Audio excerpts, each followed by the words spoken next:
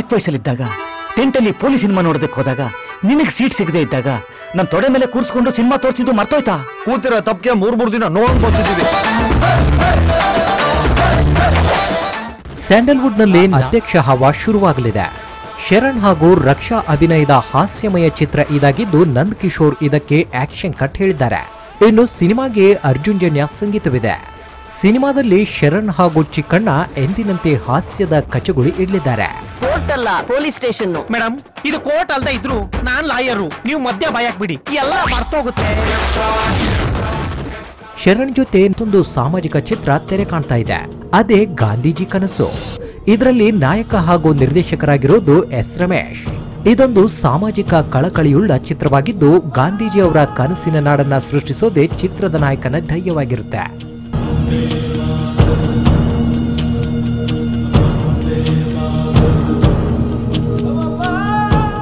ಬಾಲಿವುಡ್ನ most expected ಚಿತ್ರವಾದ Singam returns ಕೂಡ ದೇಶದಾದ್ಯಂತ ತೆರೆ ಕಾಣಲಿದೆ.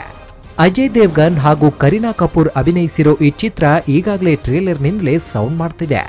ಇನ್ನು ಈ ಚಿತ್ರಕ್ಕೆ ರೋಹಿತ್ ಶೆಟ್ಟಿ ಆಕ್ಷನ್ ಕಟ್ ಹೇಳಿದ್ದಾರೆ.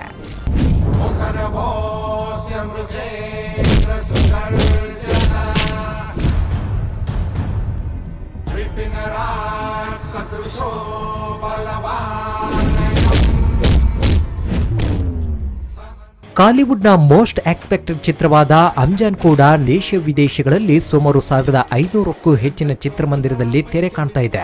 2 ವಿಭಿನ್ನ ರೋಲ್ಗಳಲ್ಲಿ ಕಾಣಿಸಿಕೊಂಡಿರೋ ಸೂರ್ಯ ಈಗಾಗಲೇ ಟ್ರೇಲರ್ನಿಂದಲೇ ಅಭಿಮಾನಿಗಳಲ್ಲಿ ಕ್ರೇಜ್ ಹುಟ್ಟಾಕಿದ್ದಾರೆ.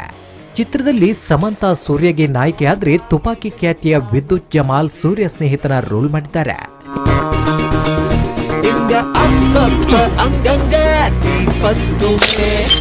ಇದರ ಜೊತೆಗೆ ಟಾಲಿವುಡ್ನಲ್ಲಿ ಲವ್ ಸ್ಟೋರಿಯೊಂದು ರೆಕ್ಕೆ ಬಿಚ್ಚಲು ಸಿದ್ಧವಾಗಿದೆ. ಅದೇ ಲವ್ ವಾರ್ಸ್. ಸುಮಂತಾ, ಅಶ್ವಿನ್ ಹಾಗೂ ನಂದಿತಾ ಅಭಿನಯಿಸಿರೋ ರೊಮ್ಯಾಂಟಿಕ್ ಲವ್ ಸ್ಟೋರಿ ಚಿತ್ರ ಇದಾಗಿದ್ದು ಕಂಪ್ಲೀಟ್ ಯಂಗ್ಸ್ಟರ್ಸ್ ಎಂಟರ್ಟೈನರ್ ಅನ್ನೋದು ಸಿನಿಮಾ ತಂಡದ ಮಾತು.